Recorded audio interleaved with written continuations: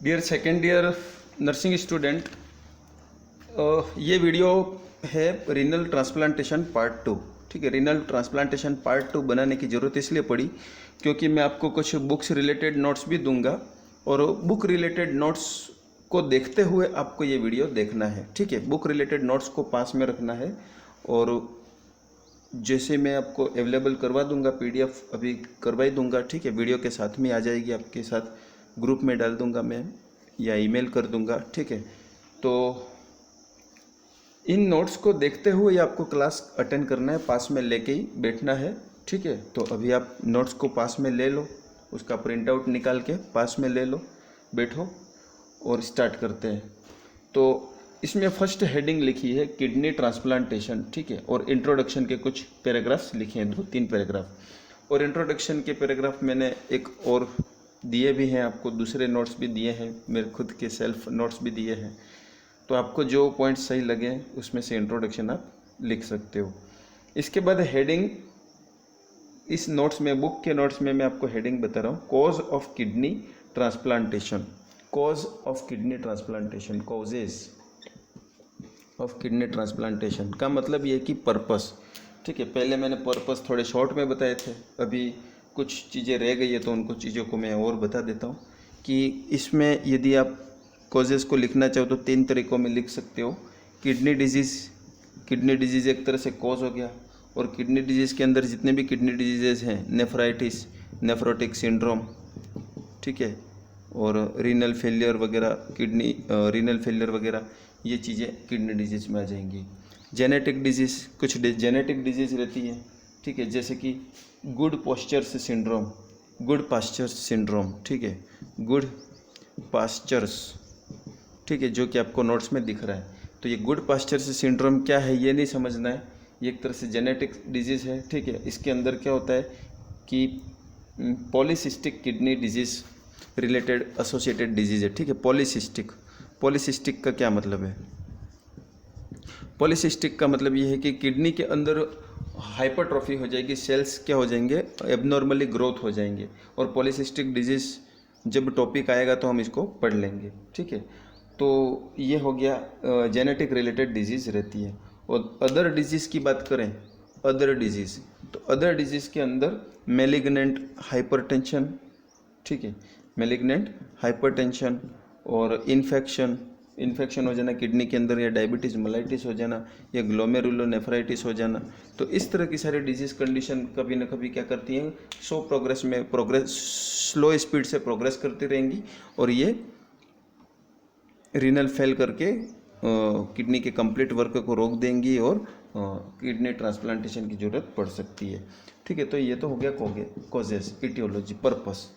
Second है source of kidney. के अंदर बस यही समझना है, सोर्स ऑफ किडनी हमको कहाँ कहाँ से मिल सकती है। तो किडनी कैडेवर डोनर्स का मतलब ये है, सीधा सा समझने वाली बात है इसमें। ठीक है, आप रीडिंग करोगे अंदर का मीनिंग यही निकलेगा कि कैडेवर किडनी मीन्स वो इंडिविजुअल जिनका ब्रेन डेड डिक्लेयर हो चुका है। ठीक है, वो इंडिविजुअल जिनका ब्रेन डेड डिक्लेयर हो चुका है, तो उन पेशेंट को कैडेवर। ठीक है, और दूसरा टाइप जो है वो है लिविंग रिलेटेड डोनर मीन्स आपके जो भी पर्सन है, पेशेंट के जो भी रिलेटिव्स हैं, वो यदि अपने क्लोज रिलेटिव को किडनी डोनेट करना चाहे तो कर सकता है, क्योंकि उसके ब्लड मैच, टिश्यू मैच और ऑर्गन मैच होने के चांसेस ज़्यादा रहते हैं। उसके बाद ऐसा पर्सन जो इमोशनली रिलेटेड हो, ठीक है, कि इमोशनली बिल्कुल ही ज़्यादा अटैच हो, चाहे वो फ्रेंड हो या कोई भी हो, तो वो भी किडनी डोनेट कर सकते हैं। और बस ये चीज़ें होनी चाहिए, टिश्यू मैच होना चाहिए, ब्लड मैच होना चाहिए, क्रॉस मैचिंग होनी चाहिए। ठीक है, सारे क्राइटेरिया में आना चाहिए। अदरवाइज़ फिर वो तो चाहता है लेकिन मेडिकल साइंस नहीं चाहता है कि वो डोनेट करें, तो ऐसी कंडीशन में फिर वो डोनेट नहीं कर सकता है। और है अनरिलेटेड किडनी डोनर्स। ठीक है, वो सारी चीज़ें वही हैं, इमोशनली रिलेटेड और अनरिलेटेड। तो इसमें कुछ ज़्यादा समझने का नहीं है, याद रखने की चीज़ें नहीं है ये। ठीक है, ये तो ऑटोमेटिक याद रहेंगी आपको। और बस ये है कि पर्सन कोई भी हो, मेडिकल साइंस के जो भी क्राइटेरिया हैं वो फॉलोअप होने चाहिए, फुलफिल होने चाहिए। इसके बाद नेक्स्ट पेज में जो आपके डायग्राम, ये मैचिंग के रिलेटेड तो मैंने आपको बता ही दिया था, ब्लड ग्रुप मैच होना चाहिए, टिश्यू मैच होना चाहिए और क्रॉस मैच होना चाहिए, ठीक है। तो वो मैंने आपको बता दिया, blood match, tissue match and cross match, 3 heading के बारे में, ठीक है। पिछले जो नोट्स हैं आप इजीली समझ लेना इसमें। और टिश्यू मैच के अंदर अपन स्पेशली एक एंटीजन का टेस्ट करते हैं।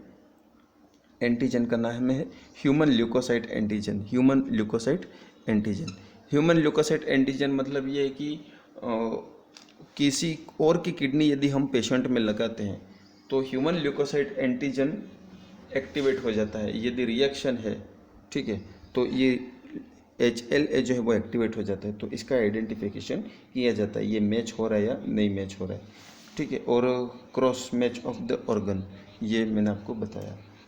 तो इसमें ज़्यादा कुछ ऐसा नहीं है, बस आप नोट्स पढ़िए। और यदि इसमें कोई डाउट लगता है कि सर इसका तो ये मीनिंग लिखा है या ये सेंटेंस लिखा था, इसका क्या मीनिंग है, ठीक है, इसका हिंदी में क्या अर्थ है, तो आप बिल्कुल मुझे पूछिए, इजीली आपका प्रॉब्लम सॉल्व हो जाएगी। लेकिन एक बार आपको नोट्स रीड आउट करने हैं। ऐसा नहीं है कि बुक में जैसा लिखा है वही हमारे नोट्स और उसको वैसा के वैसा ही यूनिवर्सिटी में लिखना है, ऐसा नहीं है। इसमें जो भी काम की चीज़ें हैं वो मैं आपको बता ही रहा हूँ बोर्ड पे, ठीक है। फिर भी आपको थोड़ा डिटेल जानना है तो आप इसमें नोट्स के अंदर देख सकते हो। और इसके बाद पेशेंट, एक क्वेश्चन ये पूछ सकते हैं कि पेशेंट जो है, पेशेंट को क्या क्या केयर करनी है। नर्सिंग रोल, जब पेशेंट जाएगा तो आपके बुक की जो नोट्स है उसके अंदर हेडिंग दे रखी है how you can prepare, how you can prepare, ठीक है, how you can prepare. Page number आपका ये रहेगा 820, ठीक है, हाउ यू पे प्रिपेयर, पेज नंबर 820 की बात कर रहा हूँ मैं, ठीक है। इस पर क्या लिखा हुआ है कि आप पेशेंट को कैसे प्रिपेयर करोगे। तो पेशेंट को कैसे प्रिपेयर करेंगे उसके लिए फर्स्ट रहता है स्मोकिंग, ठीक है। फर्स्ट क्या है, स्मोकिंग है। अब स्मोकिंग, ठीक है, बुक में वैसे आप देख ही रहे हो इन चीज़ों को। स्मोकिंग, स्मोकिंग के अंदर हमको क्या चेक करना है, तो ट्यूबेको या एडिक्टिव तो नहीं होना चाहिए। Patient should not be habitual with the tobacco या अदर एडिक्टिव नहीं होना चाहिए, ये देख लेना है। दूसरा डेंटल केयर, पेशेंट के डेंटल केयर करना है। पेशेंट जो है वो इन्फेक्शियस, उसका ओरल कैविटी इन्फेक्शियस नहीं होनी चाहिए, बॉडी में इन्फेक्शन प्रेजेंट नहीं होना चाहिए। अदरवाइज उस सर्जरी के दौरान यदि टीथ में या गम में इन्फेक्शन है तो वो रिस्क ऑफ इन्फेक्शन को बढ़ा देगा, ठीक है, और केस कॉम्प्लिकेटेड हो जाएगा। नेक्स्ट है डायलिसिस। डायलिसिस के अंदर ये देखना है कि पेशेंट का जो डायलिसिस हुआ था, ठीक है, वो प्रॉपरली वर्क नहीं कर रहा है, ठीक है, ये कंफर्म करना है। डायलिसिस के दौरान प्रॉपरली वर्क नहीं हुआ है, इसलिए इसे किडनी की ट्रांसप्लांटेशन की ज़रूरत पड़ सकती है। नेक्स्ट है वेट, पेशेंट का वेट मॉनिटर करना है। पेशेंट का वेट मॉनिटरिंग करना है, और वेट 2 तरीक़ों से, एक तो बॉडी का वेट भी देखना है और फ्लूइड वेट, बॉडी में जो फ्लूइड एक्यूमुलेट हो गया है, जो ओलिगोयूरिया होने के कारण से जो यूरिन नहीं कर पा रहा है, तो फ्लूइड वेट भी मॉनिटर करना है। इसके बाद और है कि प्रिकॉशन या protection of skin, protection of skin. Protection of skin का ये मतलब है कि जिन लोगों का स्किन डार्क होता है, ठीक है, जिन लोगों का स्किन डार्क होता है उन लोगों में क्या होता है कि मेलानिन जो है वो ज़्यादा मात्रा में होता है, और मेलानिन उनकी स्किन में ज़्यादा मात्रा में इकट्ठा रहता है, इसलिए वो सनलाइट से आने वाली रेस से होने वाले कैंसर से बचाव करती है। लेकिन जिन लोगों की स्किन डार्क नहीं होती है उनको स्किन कैंसर के चांसेस ज़्यादा रहते हैं। तो आपको इस चीज़ का ध्यान रखना है कि person do not have dark skin, ठीक है, उनको रिस्क ऑफ स्किन कैंसर होते हैं ट्रांसप्लांटेशन के बाद। इसके बाद है blood pressure. Blood pressure patient का नॉर्मल होना चाहिए, वाइटल साइन सारे नॉर्मल होने चाहिए, ठीक है। और एक्सरसाइज, ठीक है, एक्सरसाइज करवाना है, और 30 मिनट वॉकिंग करवानी है 3 से 4 बार हफ्ते में, प्रति हफ्ते 3 से 4 दिन ऐसे होने चाहिए कि वो आधे घंटे तक चले, ताकि इसकी एक्सरसाइज होती रहे और ये रिकवरी के लिए हेल्प करता है। और कैंसर की स्क्रीनिंग करनी, पेशेंट को कैंसर की रिस्क तो नहीं है, जैसे कि पेप स्मीयर और मेमोग्राम। पेप स्मीयर एक तरह से ये स्मीयर की जाती है, पेप स्मीयर अलग एक अपने आप में एक प्रोसीजर है। फ्यूचर में क्लास लेंगे तो बताएंगे पेप स्मीयर के बारे में, पर इतना अभी बता देता हूँ कि ये कैंसर के आइडेंटिफिकेशन के लिए किया जाता है। सर्वाइकल पेप स्मीयर करके एक प्रोसीजर रहता है, और मेमोग्राम जो रहता है वो ब्रेस्ट कैंसर के आइडेंटिफिकेशन के लिए किया जाता है। ठीक है, तो वुमेंस के अंदर ये पेप स्मीयर और मेमोग्राम के टेस्ट किए जाते हैं कैंसर को आइडेंटिफाई करने के लिए, तो ये चीज़ें भी करनी ज़रूरी है। ओके, ये सारा चीज़ आपको ध्यान रखनी थी। इसके बाद पेज नंबर 822 पे 822 पे पेज नंबर 822 पे एक इम्पोर्टेंट चीज़ इन्होंने और बताई है कि जब आप किडनी ट्रांसप्लांट करते हो, सपोज़ ये पेशेंट की बॉडी है और पेशेंट की बॉडी में किडनी गई, ठीक है, तो पेशेंट की बॉडी क्या देखती है कि ये तो फॉरेन बॉडी है, ठीक है, ये तो बिन बुलाया मेहमान है। समझ में आ रहा है ना, मतलब किसी और की बॉडी है, मुझे एक्सेप्ट करना है या नहीं करना है। यदि किडनी इसमें सर्जरी हुई है, किडनी फॉरेन बॉडी है पेशेंट के लिए, तो पेशेंट की बॉडी क्या करेगी, इम्यून रिएक्शन क्रिएट करती है और चांसेस रहते हैं उसके। तो इम्यूनिटी को सप्रेस करने के लिए इम्यूनो सप्रेसिव एजेंट दिए जाते हैं। तो रीनल ट्रांसप्लांटेशन के बाद इम्यूनिटी को टेम्पररी कुछ दिनों के लिए दबाया जाता है, और इम्यूनिटी को सप्रेस करने के लिए 3 स्पेशल मेडिसिन जो यूजुअली चलती रहती हैं वो दिए जाती हैं।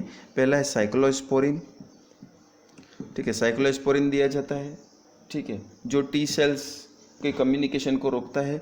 दूसरा है कॉर्टिकोस्टेरॉइड, ठीक है, जो टी सेल्स को ब्लॉक कर देता है। और तीसरा है एजाथियोप्रिम, ठीक है, एजाथियोप्राइम, जैसा कि नोट्स में आप देख रहे हो।